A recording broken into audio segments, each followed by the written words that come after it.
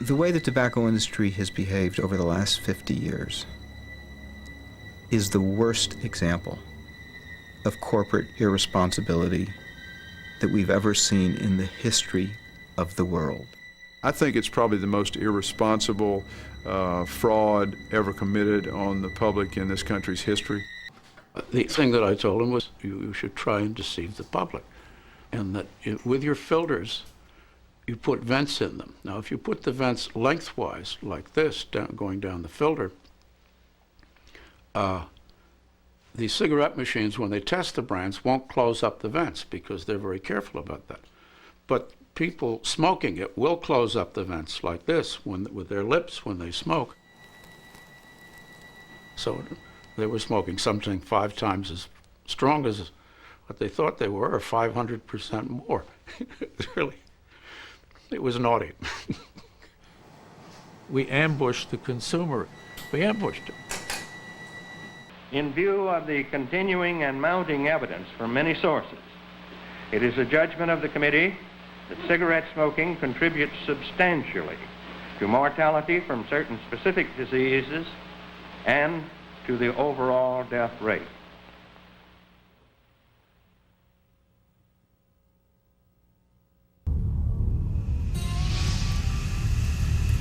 To protect the popularity of its product, the tobacco industry began an all-out health war.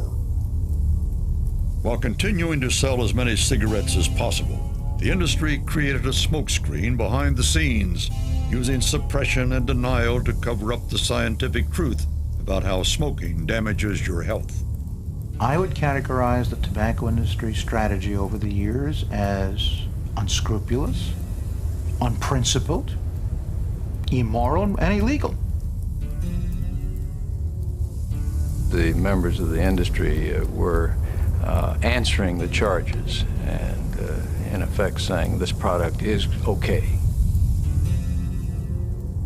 They not only did not provide information to the government or investors about the hazards of smoking, but deliberately covered it up, concealed it, misled people about it.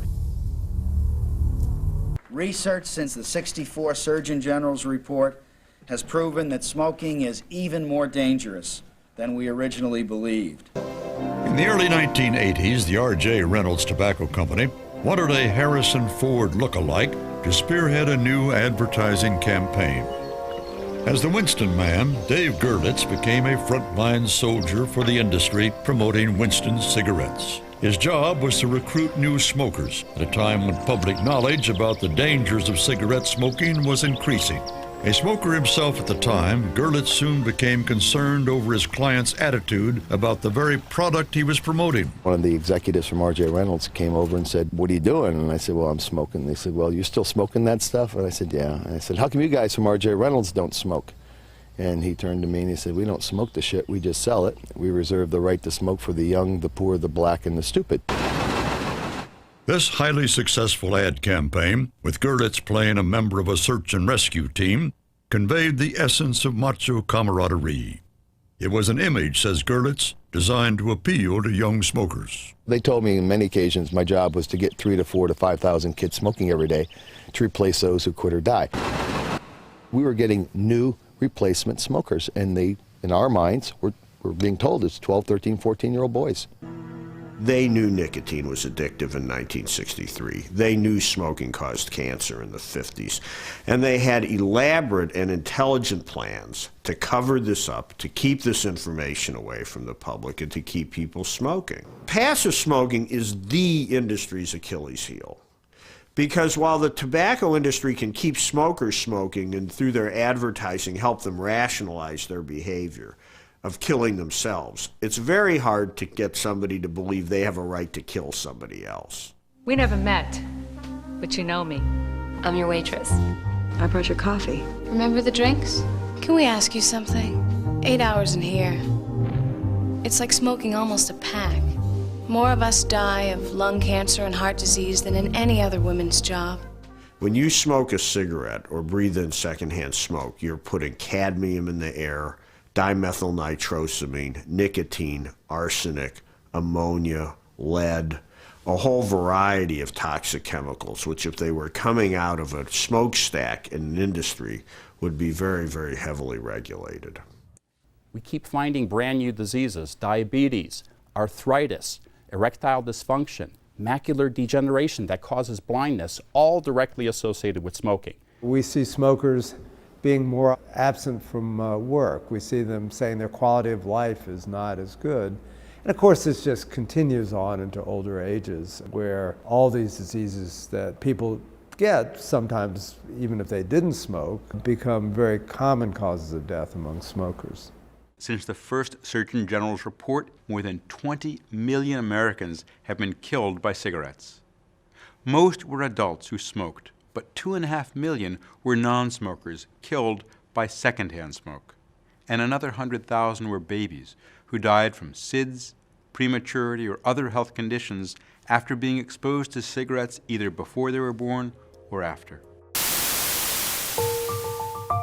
The evidence consistently and coherently points to the intentional marketing of tobacco products to youth as being the cause of young people's tobacco use. It's easy to spot the cigarettes because they're right behind the clerk and there's a lot of them. To spot the cigarettes in the store by my house is very easy. It's just as soon as you go in and turn, it's right there.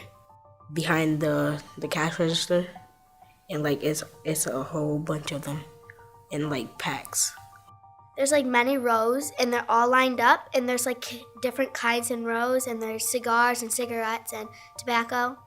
When I walk up to the counter, I see magazines and I see candy and lighters and I see cigarettes. When there's on the counter, there's a big picture and it says, there's 3 sections and it says the brand of the cigarette. It kind of shifts gum, candy, then bam, it hits you with cigarette packs galore.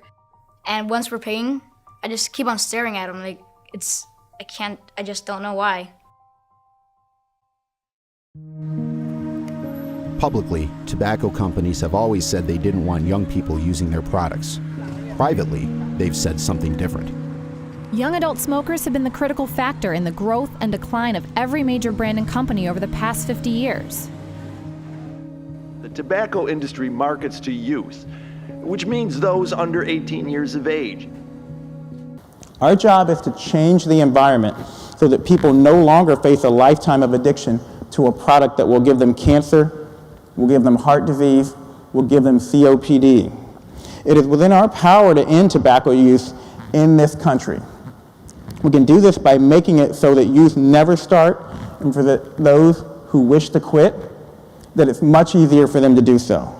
Nicotine is highly addictive, period.